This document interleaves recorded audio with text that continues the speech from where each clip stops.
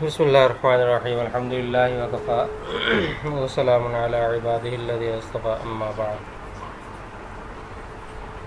آج 14 شعبان، اس کے بعد آنے والی جو رات ہے 15 شعبان، جسے شب برات بھی کہا جاتا ہے، عربی میں اس کو لیلۃ النصف من شعبان کہا جاتا ہے۔ حدیث میں اس کو تعبیر کیا ہے لیلۃ النصف من شعبان سے۔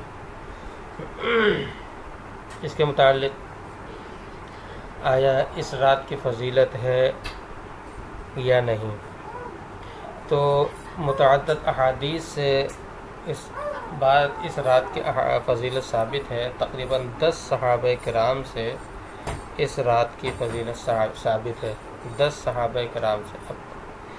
یعنی اس رات میں عبادت وغیرہ کی جائے تو اس رات کی فضیلت جو ہے 10 صحابہ کرام سے ثابت ہے، اور 10 صحابہ کرام سے ثابت ہونا یہ ظاہر سی بات ہے۔ اس کی فضیلت کو بے اصل یا بے بنیاد کہنا یہ بالکل درست نہیں ہے۔ بے اصل یا بے بنیاد اس کو نہیں کہہ سکتے۔ اس رات کے اندر کیا کام کیے جائیں؟ سب سے پہلی چیز اس رات میں تنہائی میں عبادت کی جائے۔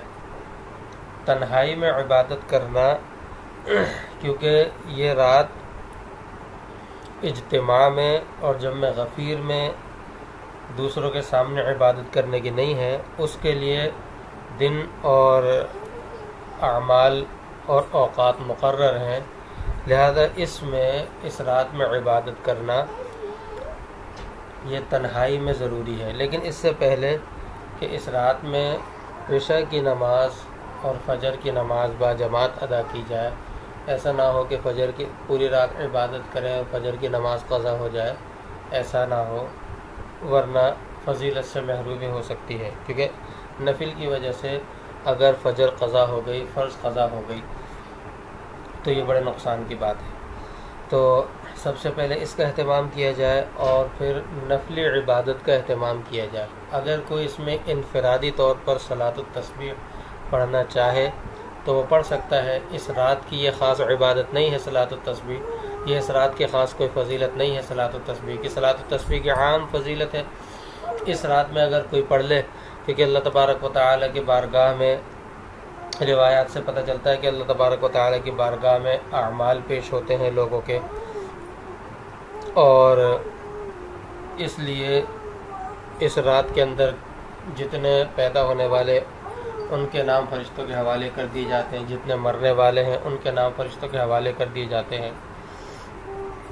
تو میں غرض یہ کہ عبادت کا کوئی خاص طریقہ تو مقرر نہیں ہے، اور نہ ہی صلاۃ التسبیح کی عبادت خاص اس رات کی فضیلت ہے۔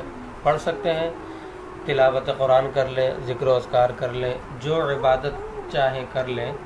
اس رات میں کوئی خاص عبادت منقول بھی نہیں ہے، لیکن اس رات کی فضیلت یہ بھی بے بنیاد نہیں ہے۔ اور اس رات کے اندر اللہ تبارک و تعالیٰ سے، آپ صلی اللہ علیہ وسلم سے عبادت بھی ثابت ہے، تو عبادت کی جائے، جتنی ہو سکے عبادت کی جائے، اور جب عبادت کی طاقت قدرت نہ رہے، نیند آنے لگے تو سو جائے۔ بعض لوگ اس رات کے اندر غلو کا شکار ہوتے ہیں، دو اعتبار سے غلو کا شکار ہوتے ہیں۔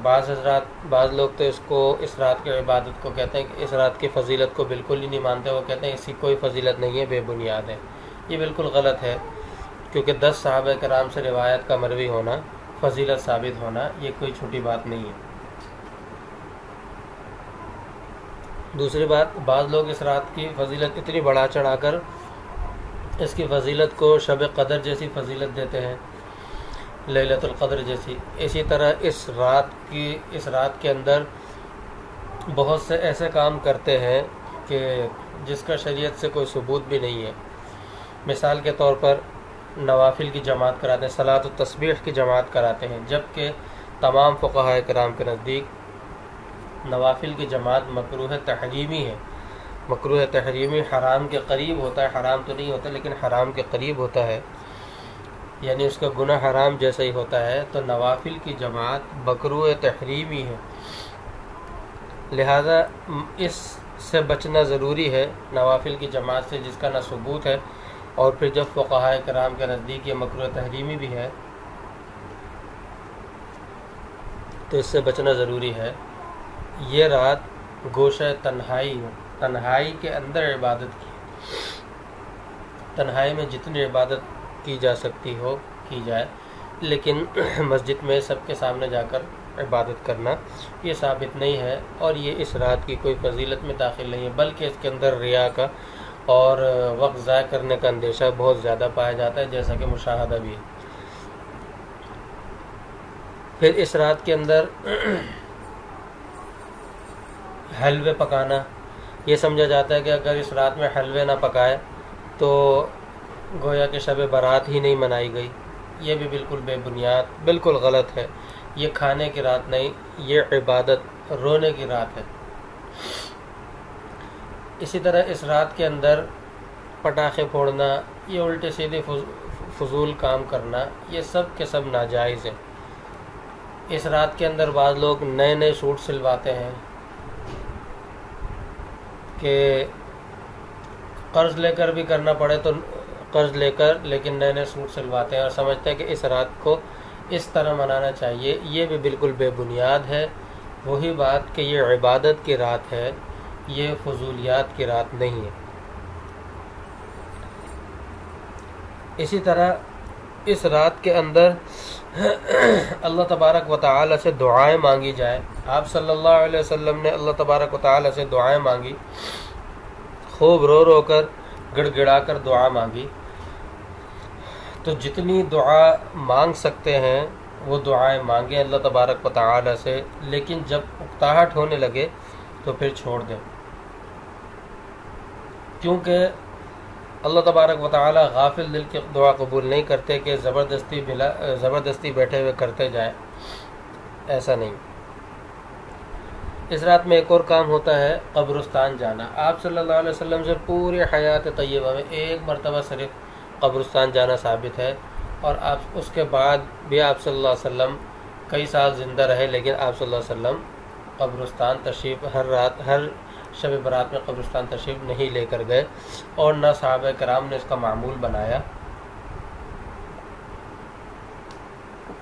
تو اس سے پتہ چلتا ہے کہ اگر کوئی زندگی میں ایک دفعہ چلا جائے تو جائز ہے، سنت کی نیت سے چلا جائے، لیکن ہر شب برات پہ ہر سال جانا۔ دوسرا، ایسے قبرستانوں میں جانا ثابت نہیں ہے جہاں پہ چراغاں ہو، خوب روشنی کا انتظام ہو، میلے ٹھیلے لگے ہوئے ہوں، ایسے قبرستان میں جانے کا کوئی فائدہ نہیں۔ قبرستان جانے کی دو ہی وجہ ہوتی ہیں، یا تو مردوں کو ایصال ثواب کیا جائے، یا جا کر قبروں کی زیارت کر کے اپنی موت کو یاد کیا جائے۔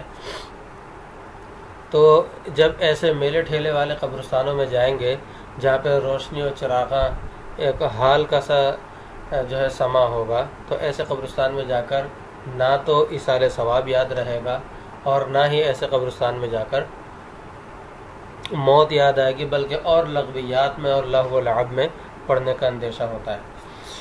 اسی طرح اس رات کے اندر اس دن رات سے پہلے بیری کے پتوں سے نہانا، بہت سارے لوگ بیری کے پتے توڑ کر اس کے پانی سے نہا رہے ہوتے ہیں۔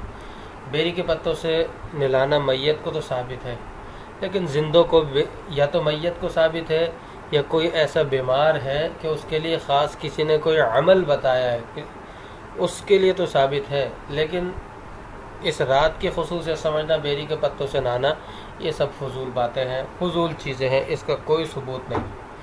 اسی طرح عورتیں، خواتین جو ہیں وہ قبرستان میں جاتی ہیں، ان کا قبرستان میں جانا کسی طور ثابت نہیں۔ اس رات کے اندر یہ بھی خیال کیا جاتا ہے کہ اپنوں کی روحیں گھروں میں آتی ہیں، یہ بھی بالکل غلط اور بے بنیاد بات ہے۔ کسی کی کوئی روح اس طرح گھروں میں نہیں آتی۔ مرنے کے بعد علیین یا سجین میں، جہاں عالم ارواح میں جہاں روح ہوتی ہے وہاں چلی جاتی، اس کے بعد روح کہیں پر بھی نہیں آتی۔ اسی طرح اور بہت سارے کام اس رات میں کیے جاتے ہیں. مسجدوں میں نعت خوانیاں ہو رہی ہوتی ہیں، انفرادی عبادات بھی خراب کی جا رہی ہوتی ہے لوگوں کی، اس سے بھی بچنا ضروری ہے. اسی طرح کچھ ایسے گناہ گار، اللہ تبارک و تعالیٰ کی طرف سے اعلان ہوتا ہے الا هل من مستغفر فاغفر له، کہ ہے کوئی مغفرت چاہنے والا کہ میں اس کی مغفرت کروں. صبح جب سے سورج غروب ہوتا ہے اس وقت سے لے کر فجر تک اللہ تعالیٰ کی طرف سے یہ آواز اور یہ منادی پکاری جاتی ہے. حتیٰ کہ آپ صلی اللہ علیہ وسلم نے فرمایا کہ بنو کلب کی بکریوں کے بالوں کے برابر، بنو کلب کی بہت ساری بکریاں ہوتی تھیں قبیلہ بنو کلب کی، اور بکریوں کے سب بکریوں کے بالوں سے بھی زیادہ اللہ تعالیٰ مغفرت فرماتے ہیں. لیکن مغفرت اسی کی فرماتے ہیں کہ جو اللہ اور اللہ کے حبیب صلی اللہ علیہ وسلم کے راستے پر چلنے والا ہوگا، جو شیطان کے راستے پر چلنے والا ہوگا، جو سنت چھوڑ کے بدعات کی طرف جانے والا ہوگا، جو حق چھوڑ کر باطل کی طرف جانے والا ہوگا، وہ اس میں ظاہر سی بات ہے اللہ تعالیٰ سے مغفرت طلب کرے گا ہی نہیں، تو اللہ تبارک و تعالیٰ سے مغفرت کیسے مانگے گا؟ اس کی مغفرت بھی بہت اندیشہ ہے کہ وہ بھی محروم رہ جائے. باقی جو احادیث سے ثابت ہیں وہ لوگ کہ جن کی مغفرت نہیں ہوگی، ایسے کچھ بد نصیب لوگ آپ صلی اللہ علیہ وسلم نے فرمایا ہے. تو مختلف احادیث کے اندر مختلف تعداد مختلف لوگ بیان کیے گئے ہیں. ان میں سے جن لوگوں کی مغفرت نہیں ہوگی، ایک مشرک ہے، شرک چاہے اللہ کی ذات کے ساتھ شرک کرنے والا ہو یا اللہ کے صفات کے ساتھ کسی کو شریک ٹھہرائے. نمبر 2، جس کے دل میں کینہ ہو، کینے والا جو کینہ رکھنے والا ہے وہ بھی مغفرت سے محروم رہے گا. نمبر 3، جماعت حق سے الگ ہونے والا بدعتی، جو جماعت حق آپ صلی اللہ علیہ وسلم و صحابہ کرام کے طریقے سے ہٹنے والا بدعتی ہے، اس کی بھی مغفرت نہیں ہوگی. نمبر 4، یہ ظلماً ٹیکس لینے والا، محصول بھتہ لینے والا، ٹیکس لینے والا، یہ سب اس کے اندر داخل ہیں جو ظلماً بھتہ یا ٹیکس لیتے ہیں. نمبر 5، جادوگر، جادو کرنے والا، اس طرح کے جو کام ہے جادو کی قسم کے وہ کرنے والا، یہ بھی مغفرت سے محروم رہتا ہے چاہے کتنی ہی دعائیں مانگ لے، الا بشرطے کہ توبہ کر لے. نمبر 6، غیب کی خبریں بتانے والا، جیسے کاہن ہوتے ہیں یا الٹی سیدھی باتیں بتا رہے ہوتے ہیں، قسمت کا حال بتانے والے. نمبر 7، ہاتھوں کی لکیریں پڑھ کر یا کچھ آثار دیکھ کر بتانے والے، یہ بھی مغفرت سے محروم رہتے ہیں.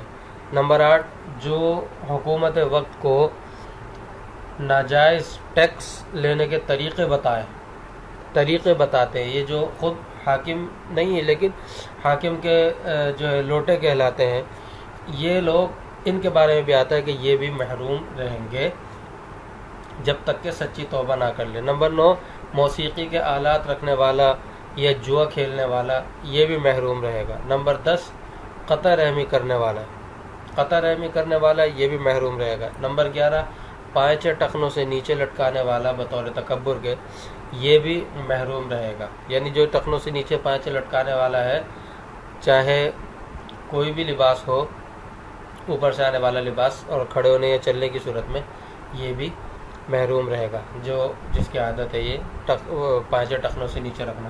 نمبر 12، والدین کو ستانے والا نافرمان، یہ بھی محروم رہے گا. اور نمبر 13، ہمیشہ شراب پینے والا، شراب کا عادی، یہ بھی اللہ تعالیٰ کی مغفرت اور رحمت سے محروم رہے گا.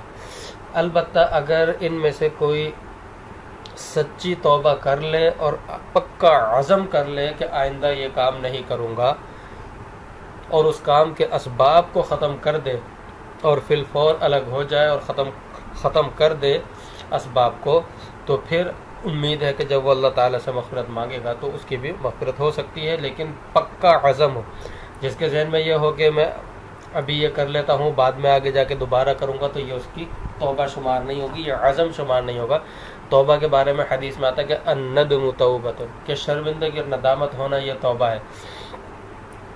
ان کی مغفرت نہیں ہوگی. باقی اس کے علاوہ کوئی خاص طریقہ عبادت کا ثابت نہیں ہے، اور جو بدعات مروجہ بدعات ہیں جو رائج ہیں ان سے بچانا ضروری، اپنے آپ کو بچانا ضروری ہے، کیونکہ ان کی وجہ سے، ان میں مشغول ہونے کی وجہ سے کوئی فائدہ نہیں ہے سوائے یہ کہ یہ وقت اور یہ رات ضائع ہوتی ہے۔ اگلے دن 15 شعبان کا روزہ، 15 شعبان کے روزے کے متعلق ایک حدیث آتی ہے، ابن ماجہ کے اندر حدیث ہے کہ اذا جاء لیلۃ النصف من شعبان فقوموا لیلھا وصوموا نہارھا، جب نصف شعبان کی رات آئے تو تم اس دن میں جو ہے رات میں عبادت کرو، دن کا روزہ رکھو۔ لیکن یہ حدیث ضعیف ہے، یہ حدیث ضعیف ہے، اس لیے ضعیف ہونے کی وجہ سے بعض علماء کرام نے فرمایا کہ خاص اس رات کا روزہ رکھنا یہ درست نہیں ہے، بلکہ انہوں نے منع لکھا ہے، بلکہ یہ کہ روزہ 2 وجہ سے رکھا جا سکتا ہے۔ ایک تو یہ کہ آپ صلی اللہ علیہ وسلم سے رمضان کی آخری 28-29 تاریخ کو چھوڑ کر پورے شعبان کے مہینے میں روزہ رکھنا ثابت ہے، تو شعبان کے مہینے میں روزہ رکھنا ثابت ہے، اس وجہ سے اگر کوئی اس دن کا روزہ رکھے کہ یہ شعبان کا ایک دن ہے۔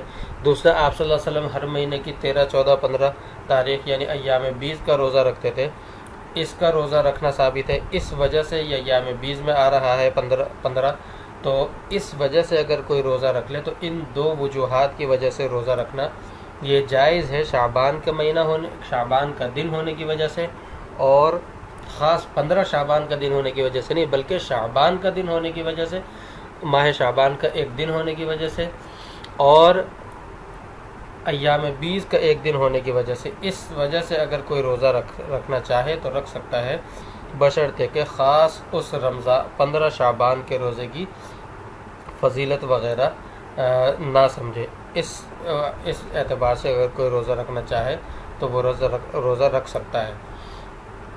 تو کوشش یہ کرے کہ اس رات میں، یہ فضیلت والی رات ہے، ایک تو فضیلت والی رات ہے، اس کی فضیلت بھی ثابت ہے، تو اس فضیلت والی رات کے اندر اس کو ضائع نہ کریں۔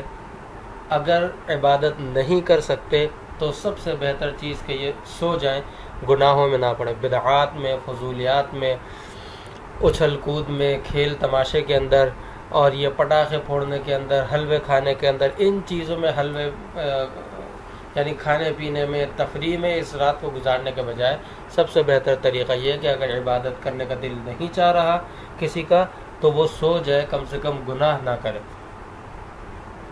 ورنہ اور اگر کوئی شخص عشاء کی نماز باجماعت اور ادا کرے اور فجر کی نماز بھی باجماعت ادا کرے تو ویسے ہی اس کو پوری رات عبادت کا ثواب ملتا ہے، تو اس رات میں بھی مل جائے گا۔ عبادت اگر کوئی نہیں کرنا چاہ رہا، کسی کا دل نہیں چاہ رہا، تو وہ کم سے کم گناہوں سے اپنے آپ کو ضرور بچائے۔